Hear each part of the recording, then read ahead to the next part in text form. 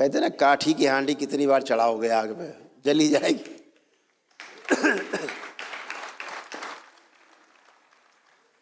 वो श्रीमान जी क्या करते हैं, वो श्रीमान जी क्या करते हैं,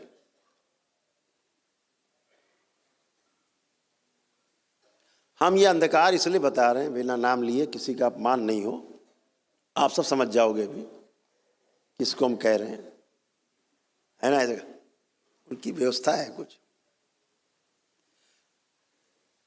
वो एक देवी की पूजा कराते हैं सबसे, कहते हैं आओ इनके सामने शादी करो, और उन्होंने धोखे से नेपाल में भी स्थापना कर दी उसकी, और उसके सामने जिसकी शादी होती है, जिसकी भी, सबसे पहला काम वो देवी कर, देवी नहीं है वो, ये भी ध्यान रखो, देवी नहीं है वो, श्रापित है,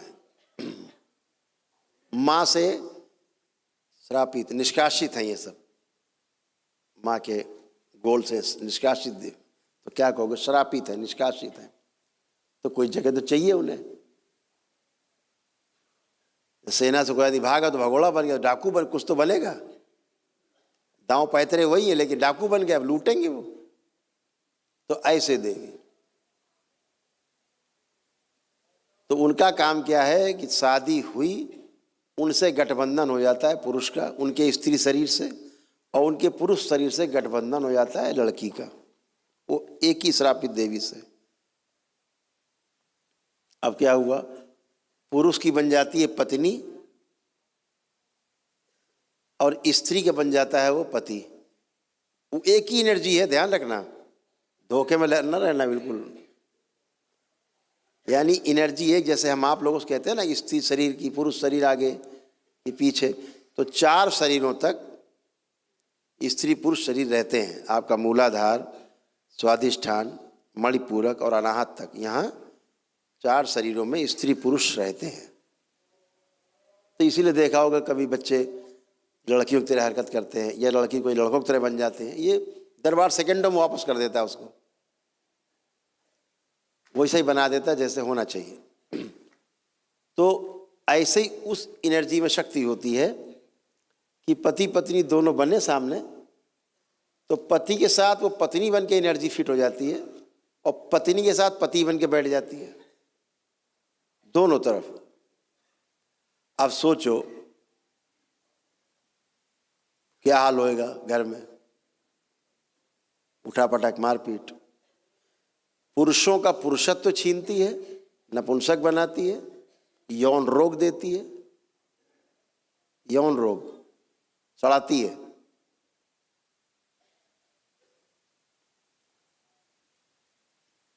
यहां बैठे ऐसे सैकड़ों लोग हैं जिनका यौन रोग ठीक किया दरबार ने एक ही दिन में, सेम डे,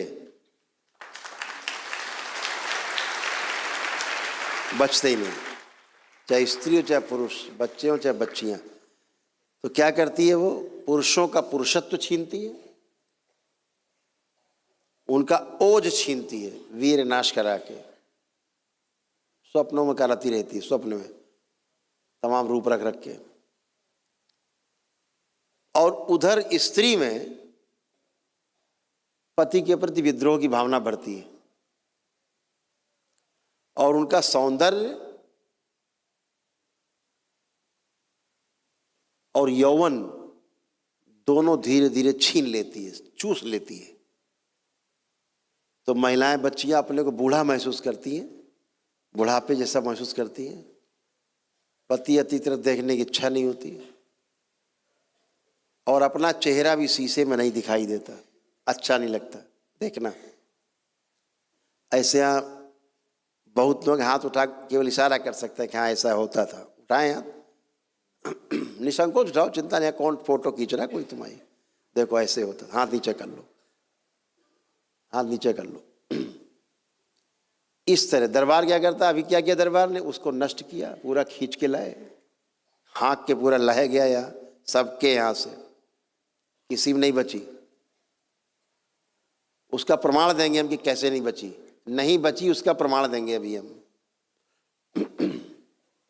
ला के खींच के रखा गया, और जो जो छीन के आपसे ले गई वो सब आपको वापस किया। जितना छीना उसने आप लोगों से भी, ये पूरी सृष्टि में वो व्याप्त है। तो आपका जो जो छीन के ले गई सब आपको वापस किया गया, आपका ओझ वापस किया गया।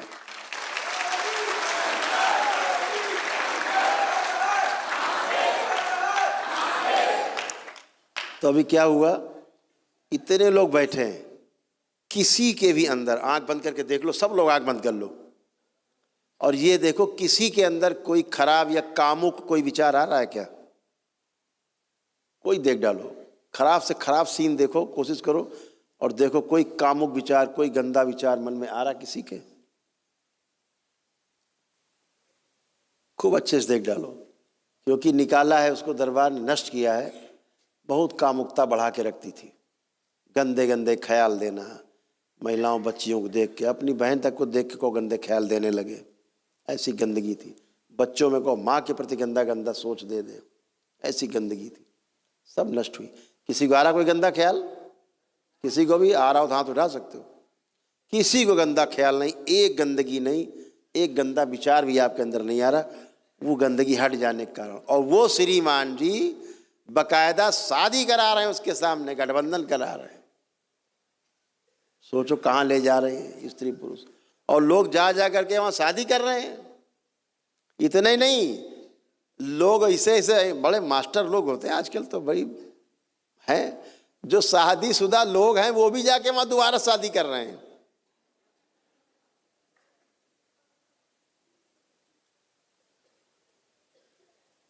अब सोचो उनका स्वयं का क्या हाल होगा, जिनके साथ वो रहती हैं देवी जी श्रापित। ये हाल है नादानी का, ये नादानी का हाल है। केवल दाढ़ी बाल रख लिए, गिरुआ पहन लिया, सर मुड़ा लिया, सफ़ेद कपड़ा पहन लिया, कुछ भी। हमारे देश का तो ऐसा हाल है कि परिवेश देख के आदमी लौट जाता चरणों में, चाहे दैत्य क्यों ना हो। तो इन गंदगी से बचना है, गंदी पूजा पाठ से बचना है, दूर रहना है गंदगी से। अगर स्वस्थ रहना है जीवन में, शारीरिक मानसिक आध्यात्मिक रूप से, और कष्ट जीवन में ना आए, तो आर्थिक सामाजिक और पारिवारिक पीड़ा ना आए, तो एक ही चीज़ ध्यान रखो, शिव और शक्ति, इसके अलावा तुम्हें धरती पे बचाने वाला कोई नहीं है।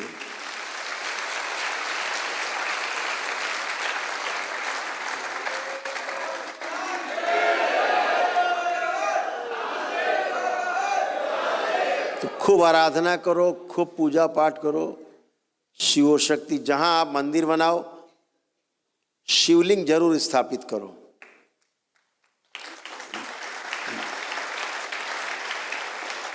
जहां पर शिव का औरा होगा, ऊर्जा होगी, वहां गंदगी मंदिर में नहीं होती। ध्यान रखो। क्यों? जितने देवी देवता स्थापित करते हो, जैसे सेना में लोग हैं, ग्रुप में तमाम सैनिक हैं, अगर उनका सेना का जो नायक है सूबेदार या मेजर या कैप्टन नहीं हो, तो सैनिक भाग जाए इधर उधर। तो एक रहता है ना बीच में, सेना का जनरल होता है, तो पूरी सेना कमांड में चलती है। ऐसे ही देवों के महादेव, देवताओं के भी देवता भगवान भोलेनाथ, उन्हें बिठा दिया बीच में, तो सब नियंत्रित रहता है, कुछ भी दाएं बाएं नहीं होता है शिव की औरा से केवल। इसीलिए आपने देखा होगा जितने भी हमारे ज्योतिर्लिंग हैं, एक शक्तिपीठ आसपास होगी, साथ में जितनी हमारी शक्तिपीठ हैं, सभी जगह पर भैरव की स्थापना, यानी शिव का ही वो स्वरूप है, एक उन्हीं से ही निकला हुआ, वो सभी में आपको हर शक्तिपीठ में भोलेनाथ मिल जाएंगे उस रूप में, रक्षा में माँ के साथ खड़े हुए।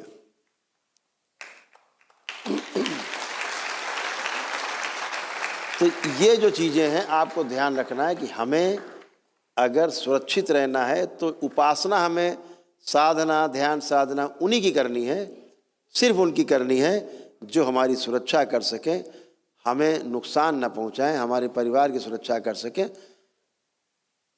हमें संरक्षण दे सके, उसी करो। नहीं तो इससे अच्छा किसी की मत करो, खूब आनंद लो। गलत एनर्जी की पूजा पाठ की, गुंडे मवाली से दोस्ती की और घर के अंदर आया, दारू पीना शुरू कर देगा, घर में क्या करेगा आपको पता भी नहीं है। इसलिए गुंडे मवालियों जैसी चीज़ों से दूर, प्राण प्रतिष्ठा न ठीक से हुई हो उनसे दूर रहिए। ऐसे मंदिर से जहाँ प्राण प्रतिष्ठा नहीं पता है आपको कि ठीक से हुई है, मत जाइए, दूर रहिए। अपने सारे धार्मिक स्थलों में जाएं, सारे पूजा पाठ करें, सारे तीर्थ स्थान में जाएं, सारे शक्तिपीठ, सारे ज्योतिर्लिंग, सब जगह जाएं, जितने धार्मिक स्थल बने हैं। खूब वृंदावन जाएं, खूब काशी जाएं, खूब मथुरा जाएं, खूब करें पूजा अर्चना।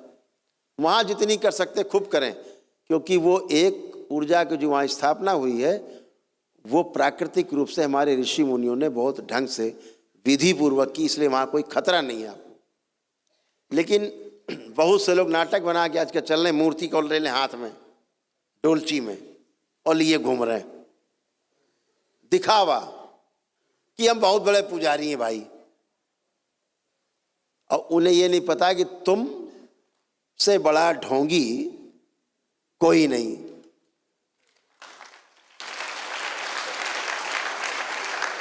तुम दिखावटी ढोंगी आदमी। और बच्चियों को लोग प्रेरित करते हैं। अब बच्चियां क्या क्या बता देंगे उनको? शास्त्रों में वर्णित है और वर्जित है, मूर्ति लेके चलने का विधान कहीं नहीं है। मूर्ति की स्थापना का, प्राण प्रतिष्ठा का विधान है मंदिर में। और अगर घर में पूजा घर बना रखा है आपने अपने घर में, तो वहाँ पर भी कहा गया है कि आपके 8 अंगुल से ऊंची मूर्ति घर में नहीं होनी चाहिए। इससे ऊपर अगर मूर्ति है तो फिर इसमें कोई देवी देवता, चाहे जिसका स्वरूप बना रखा हो, चाहे बजरंग बली बना रखा हो आपने, और चाहे बना रखा हो दुर्गा मैया का, चाहे जिस देवी देवता का बना रखा हो, अगर 8 अंगुल से ऊंची मूर्ति है तो आप देवी देवता की नहीं, आप दैत्यों की पूजा कर रहे हैं, प्रेतों की पूजा कर रहे हैं।